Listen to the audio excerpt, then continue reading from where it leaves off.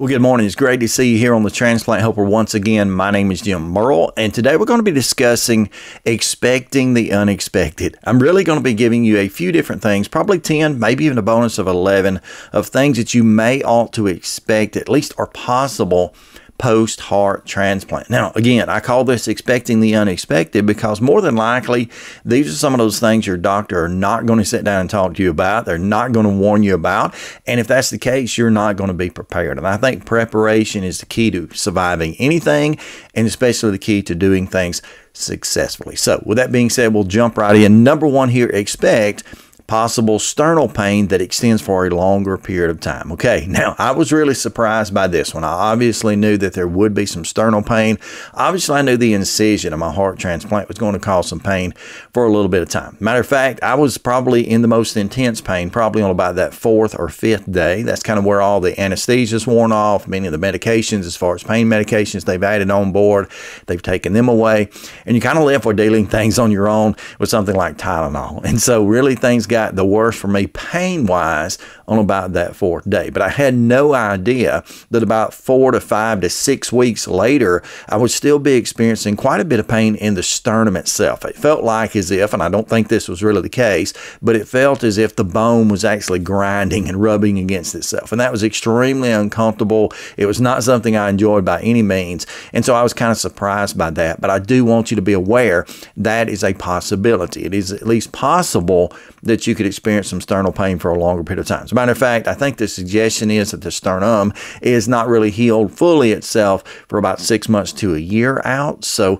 just don't be shocked by that. It's not a big deal. It's nothing dangerous if you feel that sensation or whatever, but at least be aware of that. Number 2, expect extended sedation. Now, I was one of those people who were really, really lucky, and that is 45 minutes after I came out of surgery, I was actually wide awake. They pulled my breathing tube. I was walking within about 24 hours, sitting in a chair within 12, but that's a very rare case. Oftentimes, post-heart transplant, the sedation they give you for the surgery is extended for longer periods of time. I'm never surprised when I hear that someone is still left under 24 or 48 hours, even up to several days or a week after the transplant. It all depends on how you're doing, what type of difficulty you're having, and it may be the case that they've tried to wake you up and you've been combative, or you've not been comfortable or whatever. So a lot of times they'll leave you under that sedation for an extended period of time, and even though that might be unexpected, you might feel like I thought I needed to just pop out and walk out the door.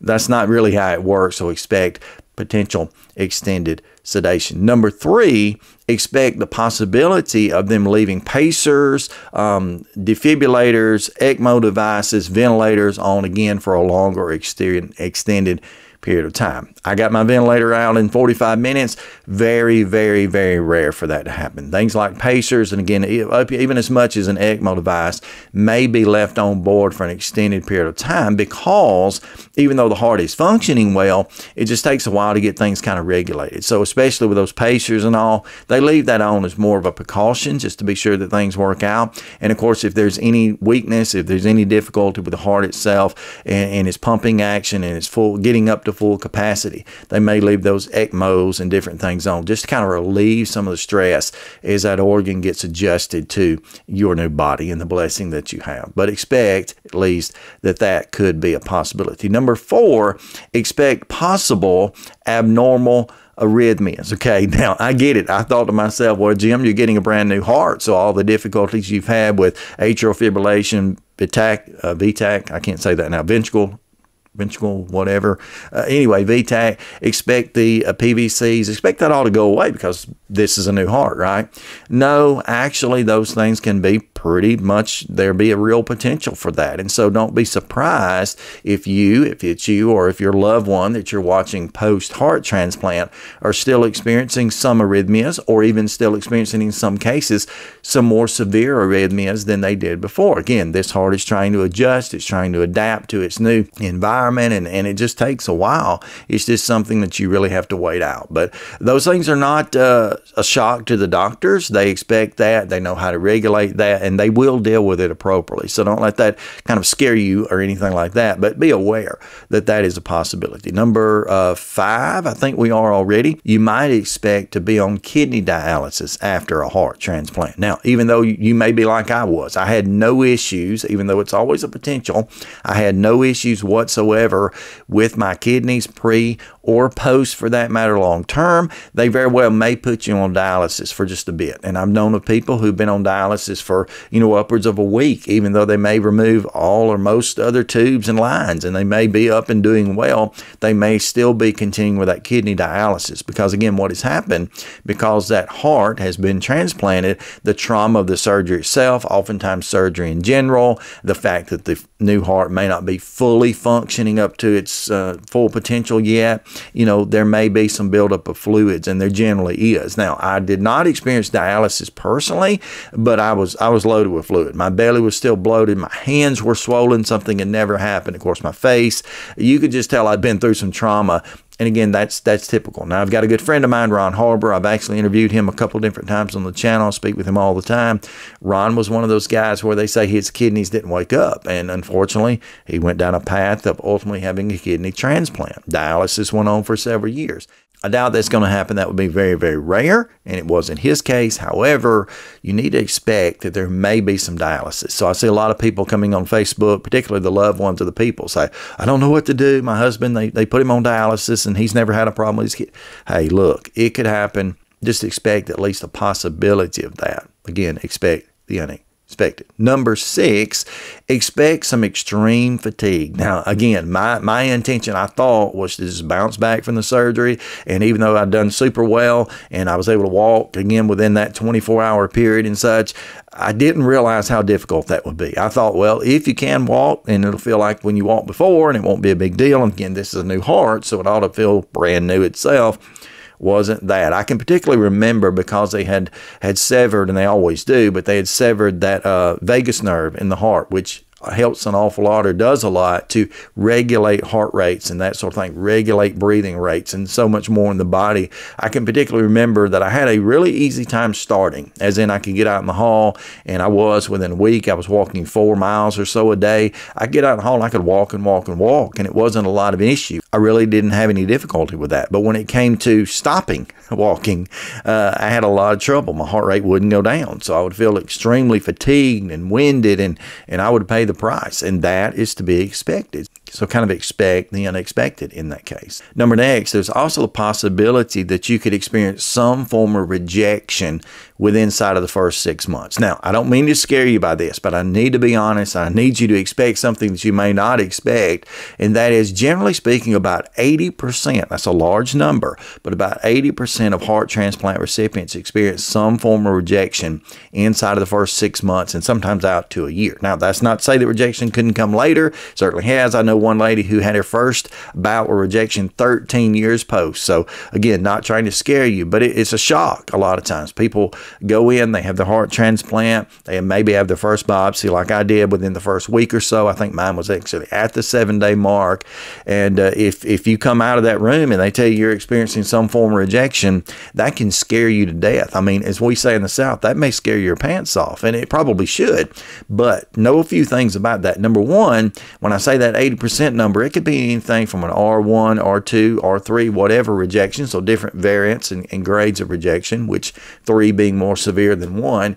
But also keep in mind that your team is very, very good at dealing with those situations. They can change medications, they can add on some medications, you can go through some things like plasmapheresis and other things, treatments that they can add on that can take down that rejection really quickly and very successfully in general. So even though you may experience that and you need to expect the possibility of such, don't let that just scare you to death in the fact that you're going to be dealing with that. So that's that one. Now, I think we're down to maybe number 8 at this point. Expect the possibility of either a loss of appetite and or everything tasting nasty. Now, this is what I didn't know. I was a big eater before transplant. I mean, really, I ate 3 meals a day and snacks, and didn't always eat the best diet. You know, pizza, hamburgers, and chili dogs were kind of my favorites, macaroni and cheese, that sort of thing. But one of the things I didn't expect is that after transplant, especially within the first couple of weeks, even though I was doing very well, I just didn't have a lot of an appetite. And some of that came down to the fact that much of the food that I ate was nasty. Now, that comes in effect because of one of the medications they generally put you on that really just kind of does that. It coats the tongue and the throat and everything that's involved there.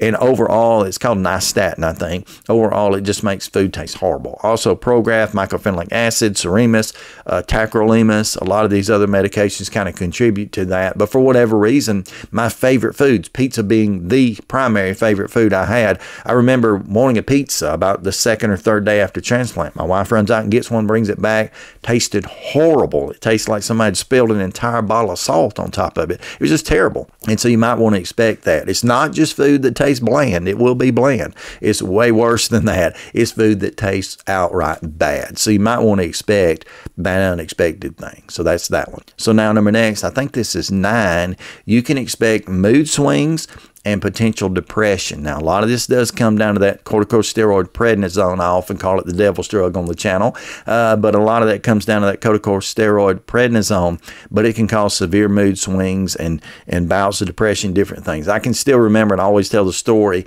my doctor, Dr. Stolage, came in the room about the 3rd or 4th day. He had been in to see me in a row after transplant. And I'd gone from being very angry. He knew about it. I'd thrown my family out of the hospital and told them to get away. I'd been rude to the nurses, maybe, I guess, probably to him. And then I'd go through bouts where I'd be just bawling, crying, that sort of thing. I was experiencing all sorts of emotions.